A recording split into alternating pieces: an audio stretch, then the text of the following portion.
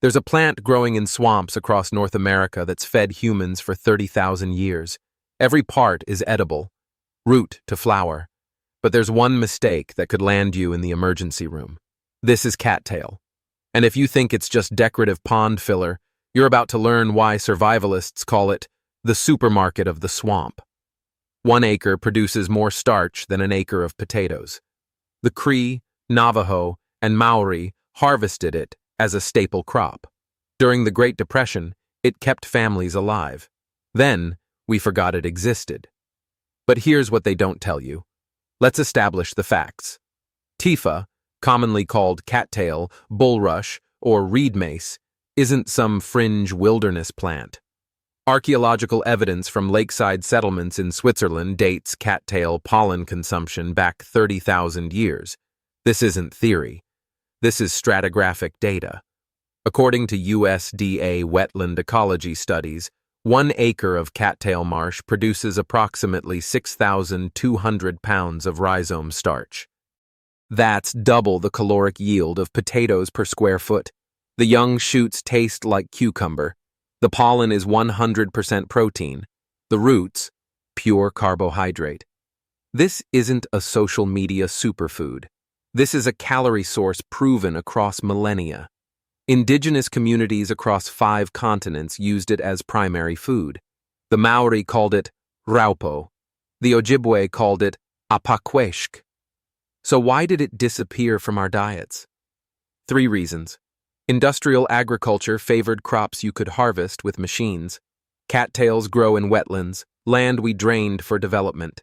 And there's a learning curve, one that can make you very, very sick if you skip it. Before you grab your boots and head to the nearest pond, listen carefully. This is where people get hurt. Risk number 1. Toxic lookalikes. Yellow flag iris grows in the same habitat. Its leaves look similar from a distance, but iris contains glycosides that cause severe gastric distress. Vomiting, diarrhea, skin irritation. The difference? Cattail leaves are flat and spongy. Iris leaves are rigid with a raised midrib. Cattail has no distinct smell. Iris smells faintly sweet. Never harvest until you're certain. This isn't precautionary warning. This is mandatory protocol. In 2019, a man in Oregon mistook iris for cattail and was hospitalized for 3 days with glycoside poisoning. His digestive system took 6 weeks to recover. 1 identification mistake. 1 week of hell. Risk number 2. Contamination. Cattails are bioaccumulators. They pull heavy metals, lead, arsenic, cadmium, from contaminated water and store them in their tissues. According to wetland ecology research, cattails downstream from industrial sites or highways can contain toxic levels of these compounds.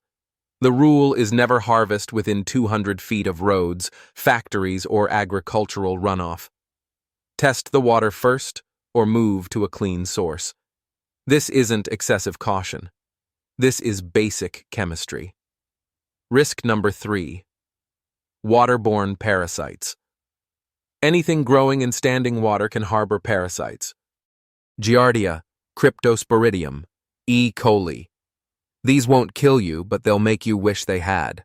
The protocol is never eat any part of cattail raw unless it's been thoroughly washed in clean water. Cook everything from the roots. The shoots you can eat fresh, but only the inner core, and only after triple washing. Giardia survives in cold water. It survives in ice. Washing alone isn't enough. You need running water, 3 separate rinses, then peel the outer layer. French foragers have a saying, water can kill faster than hunger. They're not joking. Here's your protocol. 3 non-negotiable rules. Rule 1. Harvest only from clean, moving water or tested sources. No roadside ditches. Rule 2. Confirm identification. Check leaf texture, flower structure, root system. If in doubt, leave it. Rule 3. Wash everything 3 times. Cook roots completely. This isn't an optional checklist. This is the difference between nutrition and poisoning, between skill and carelessness. Skip one rule, and you're not learning foraging. You're learning how to hurt yourself. Now, let's get practical. If you've found a clean source and identified your plant, here's how you harvest each part. Part 1. The shoots. April through June. In spring, new shoots emerge underwater. You're looking for growth under 2 feet tall. Reach below the waterline and grasp firmly. Twist and pull. It should release from the rhizome. You'll feel it give. Peel back the outer leaves. You're after the white inner core, the Cossack asparagus. It's crisp, slightly sweet, with cucumber notes. Trim off any green tops. The white part is what you eat. This isn't ambiguous. You're looking for a white cylinder, 6 to 8 inches long, with no green patches. If it's green, discard it. If it's soft, it's too old. You want crunch. Bite into the raw shoot. Chew slowly. That's remarkably clean. Mild, almost like hearts of palm. Zero bitterness. You can eat this raw if it's washed properly. This is one of the few wild vegetables I trust eating raw with the washing protocol. Part 2. The pollen, June through July. Midsummer, those brown hot dog-shaped flower heads produce pollen. This is pure protein, complete amino acid profile. Historically, it was mixed with regular flour to boost nutrition. Timing is critical. You have a 2 to 3 week window when pollen is ripe. Too early, it's not released. Too late, wind has scattered it. Place a bag over the head, shake, and collect. You're looking for a fine yellow powder, almost fluorescent. Sift out any debris. This work is messy. Pollen sticks to everything. Wear gloves, or your hands will be yellow for 2 days. But the result? 1 pound of fresh cattail pollen contains 25 grams of protein. That's close to whey protein. Mix it 1 part to 3 parts with wheat flour for pancakes, bread, or muffins. It adds a subtle nutty floral note, and you're adding 20% protein to your batter. Cattail pollen pancakes aren't extraordinary. They're just better. Part 3. The rhizomes. Fall through winter. The carbohydrate powerhouse. This is where the calories are. The underground roots, technically rhizomes, are dense starch. Harvest in fall or winter when the plant has stored maximum energy.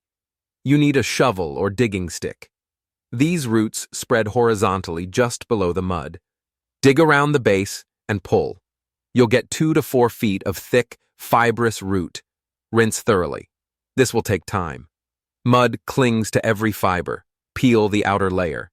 Inside, you'll find stringy white flesh. It's not like a potato. It's fibrous, almost woody. You can't just boil and eat it. Here's the traditional method. Crush or grate the peeled root. Add water and let it settle. The starch sinks. Pour off the water and fiber. What remains is pure cattail flour. Dry it out, and you have a gluten-free starch that stores for months. This isn't a TikTok hack. This is 10,000-year-old food technology. The process is labor-intensive. 1 hour of digging might give you 2 pounds of wet root. That yields about 4 ounces of dry flour after processing. But 4 ounces of cattail flour contains 400 calories, close to a meal. And it requires no planting, no irrigation, no annual harvest. It just grows. The Paiute in Nevada harvested cattail as a primary crop for 2,000 years. They built a food economy around marshlands, not because it was easy, because it was reliable. Wheat crops fail, cattail doesn't. As long as there's water, it grows. Spoon the dried cattail flour into a pot of boiling water and stir. It thickens like cornstarch. The flavor is earthy, slightly sweet, neutral enough to use in soups or as a base for flatbread. I've eaten cattail porridge with honey and cinnamon. It's not quinoa, it's not refined, but it's filling. And that matters when you need calories. You're not going to live on cattail alone. But in a functioning food system, it's a free, perennial supplement. No planting, no fertilizer, no irrigation. It just grows. Use the shoots in spring salads or pickle them. Add pollen to baked goods in summer. Process roots in fall for winter stores. A family of 4 can supplement 20% of their annual carbohydrates from a half-acre wetland patch if they know how to process it. Not replacing the grocery store, supplementing it, reducing dependence. And here's what industrial agriculture can't replicate. Cattails clean water. They provide wildlife habitat. They prevent erosion. They're a net positive for ecosystems. Harvesting them sustainably doesn't deplete. They regenerate from root fragments. You're not mining cattail, you're harvesting surplus. This isn't about rejecting modern food systems. It's about remembering options. In 1932, during the Dust Bowl, families who knew how to identify cattail survived when wheat crops failed. In 1944, occupied Netherlands faced famine. Those who foraged tulip bulbs and cattail roots endured the hunger winter. Knowledge is insurance, not against the collapse of civilization, but against the fragility of supply chains, against food deserts, against the assumption that grocery stores are permanent. I'm not saying the industrial food system will collapse. I'm saying it can be disrupted. Storms can close roads for a week. Pandemics can empty shelves for a month. Job loss can make you miss 3 pay cycles. In those moments, knowing that the swamp at the edge of town isn't wasteland, but a food source that predates agriculture, that shifts perspective. It's the difference between seeing nature as decoration and seeing it as partnership. You don't need to harvest cattail to appreciate this, but knowing you could, knowing the swamp at the edge of town isn't wasteland but a food source that existed before agriculture, that changes perspective. It's the difference between seeing nature as decoration and seeing it as partnership.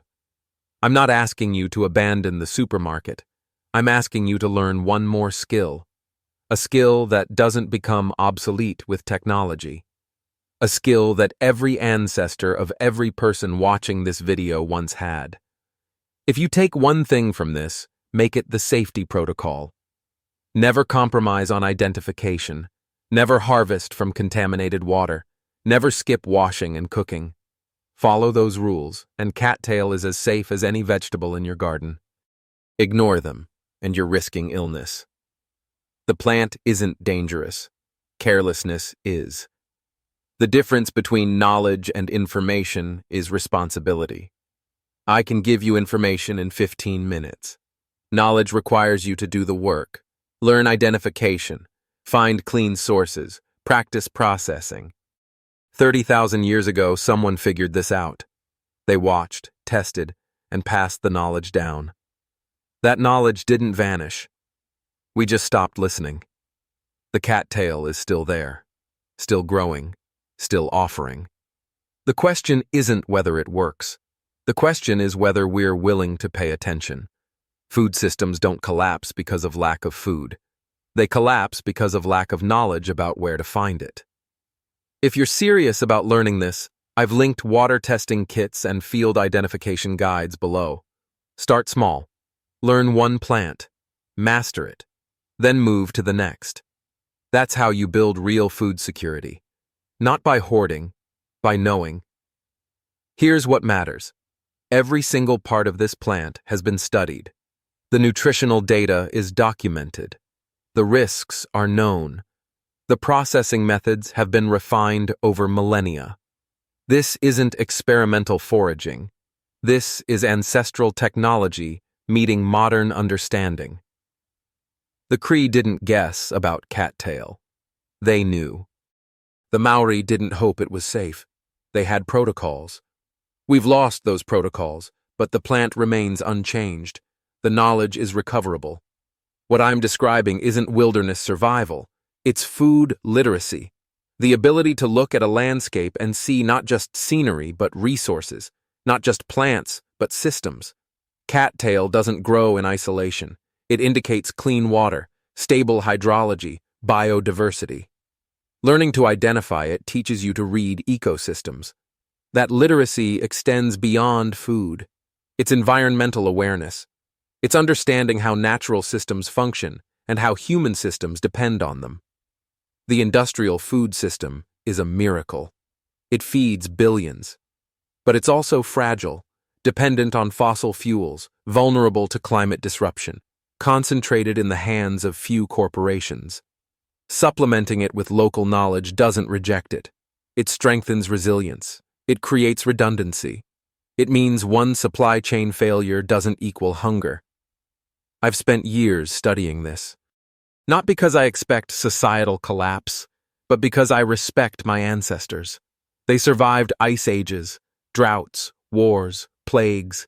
They did it without grocery stores or supply chains. They did it with knowledge. That knowledge is a gift. Ignoring it feels like disrespect. Learning it feels like honoring them. Cattail won't save the world, but it might save your family during a rough month. It might supplement a tight budget. It might teach your kids that food doesn't only come from stores. Those are small victories, but they matter. Small victories build resilience. Resilience builds communities. Communities build futures. So here's the challenge. Find a cattail marsh near you. Confirm it's clean water. Learn to identify the plant with absolute certainty. Harvest one shoot. Taste it. Feel the connection to 30,000 years of human history. You're eating what your ancestors ate. You're using knowledge they preserved. That's not nostalgia. That's continuity. And if disaster never comes, if supply chains never fail, if you never need this knowledge, you've still gained something. You've learned to see the world differently. You've connected with ecosystems. You've acquired a skill that makes you more competent, more aware, more capable. That has value regardless of circumstances. The cattail doesn't care whether you harvest it. It grows either way, but you should care whether you can. Because capability breeds confidence. Confidence breeds calm, and calm is what you need when systems strain. Not panic, not dependence.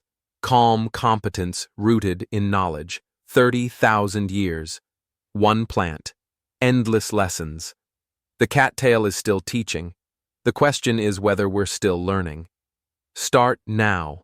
Learn one plant. Master it completely. Then teach someone else. That's how knowledge survives.